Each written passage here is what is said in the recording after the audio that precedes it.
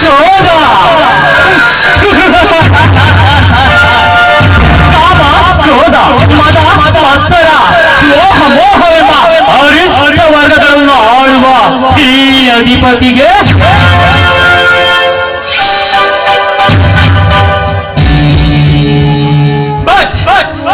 ಕಾಮ ಎನ್ನುವ ಕಾರ್ಯವನ್ನು ಕಲ್ಮಶವಿಲ್ಲದೆ ಮಾಡಿ ಮುಗಿಸುವುದು ಈ ಅಧಿಪತಿಯ ಸ್ಪೆಷಾಲಿಟಿ.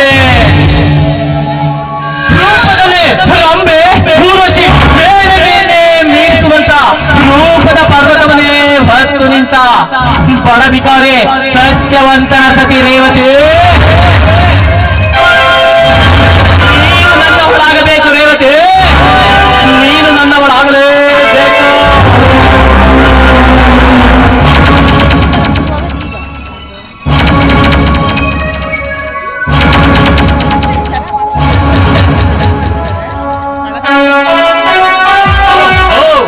ನಾನು ಕಂಡಿದ್ದ ಹಕ್ಕಿ ನನ್ನತ್ತ ಬರ್ತಿದೆ.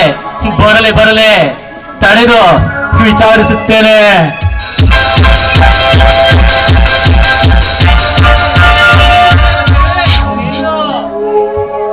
ಯಾರು ಈ ಜಗತ್ತಿಗೆ ಕರೋಡಪತಿ ಎಂದೇ ಬಿರುದು ಪಡೆದ ಹದ್ದಿರಾಜ್ ಅಧಿಪತಿ? ನನ್ನನ್ನು ತಡೆದು ನಿಲ್ಲಿಸಿದ ಕಾರಣ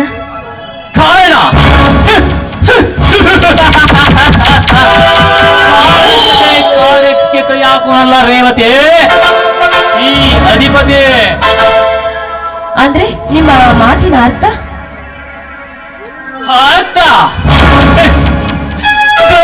ಕುಡಿ ಇಲ್ಲದೆ ಕ್ಷಣ ಕ್ಷಣಕ್ಕೂ ಕೊರಗುತ್ತಿರುವ ನಿನಗೆ ಕರುಣೆ ತೋರೆ ದೀಪವನ್ನು ಕೊಡಲು ಬಂದಿದ್ದೇನೆ ರೇವತಿ. ಶ್ರೀಮಂತನೇ, ನಾಲಿಗೆ ಬೀಗ ಹಿಡಿದು ಮಾತನಾಡಿ. ಎಲುಬಿಲ್ಲದ ನಾಲಿಗೆ ಅಂತ ನಿಮಗೆ ಇಷ್ಟ ಬಂದ ಹಾಗೆ ನುಡಿಬೇಡಿ ರೇವತಿ. ನೀನಾಗಿಯೇ ನನಗೆ ಒಲಿದರೆ ಸರಿ, ಇಲ್ಲದಿದ್ದರೆ ಸುಮ್ಮನೆ ಸಮಯ ಆಡಬೇಡ ಬೇಡ. ದೂರ ಸರಿದು ಮಾತನಾಡೋ ಮತಿಹೀನ. ನಾನೇನು ಗೆಜ್ಜೆ ಕಟ್ಟಿದ ಲಜ್ಜೆ ಬಿಟ್ಟ ಹೆಣ್ಣಲ್ಲ. ಹಾಗಾಗಿ ನಾನು ನಿನ್ನಿಂದ ಸಪ್ತಪದಿ ತುಳಿದು ತಾಳಿ ಕಟ್ಟಿಸಿಕೊಂಡ ನಿನ್ನ ಹೆಂಡತಿಯೂ ಅಲ್ಲ. ಏನಂದೆ ರೇವತಿ? ಈ ಅಧಿಪತಿ ಕೊಂದು ಸಲ ಮನಸ್ಸು ಮಾಡಿದರೆ ಮುಗೀತು. ತೆರೆಮರೆಯಲ್ಲಿ ಶೀಲದ ಪರಿಹರಿಸಿದವನು ದುರಾತ್ಮ. ನನ್ನನ್ನು ಮುಟ್ಟಿದೆ ನೀನು ಸುಟ್ಟು ಹೋಗ್ತೀಯಾ? ಎಚ್ಚರ.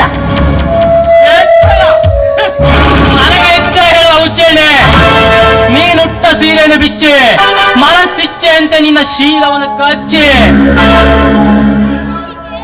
ನನ್ನ ಆಸೆ ತೀರಿಸಿಕೊಳ್ಳುವೆ. ಈ ನಿನ್ನ ಚೆನ್ನಿಗರಾಯನನ್ನು ಕೊಚ್ಚಿ ನುಚ್ಚಿ ನೂರು ಮಾಡೋದಕ್ಕೆ ಬಂದೇ ಬರ್ತಾನೆ ಚಲದಂಕ ಚಲದಂಕಮಲ್ಲ ರೇವತಿ. ಓ ನಿನ್ನ ಚಲದಂಕ ಮಲನನ್ನು ಅಂಗೈ ಮುಷ್ಟಿಯಿಂದ ಕೊಚ್ಚಿ ಗೋಂದಿಕೊಳ್ಳುವೆ, ಮರಣ ಮೃದಂಗ ಮಾಡಿಸುವೆ.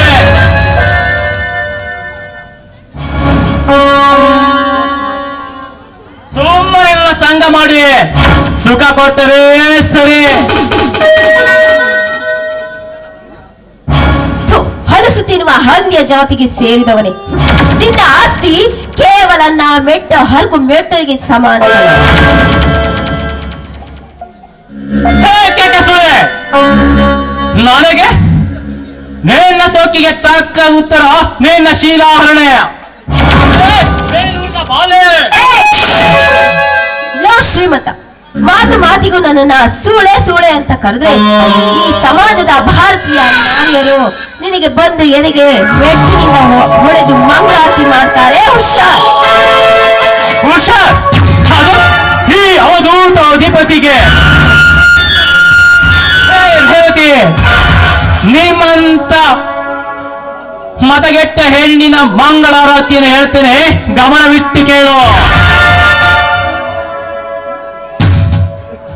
ಗಂಡನಿಗಾಗಿ ಗಂಡನೇ ಕೊಂದ ಭಾಂಡರಂಡಿಯರಿಸಿದ ಈ ನಿನ್ನ ಜಗತ್ತಿನಲ್ಲಿ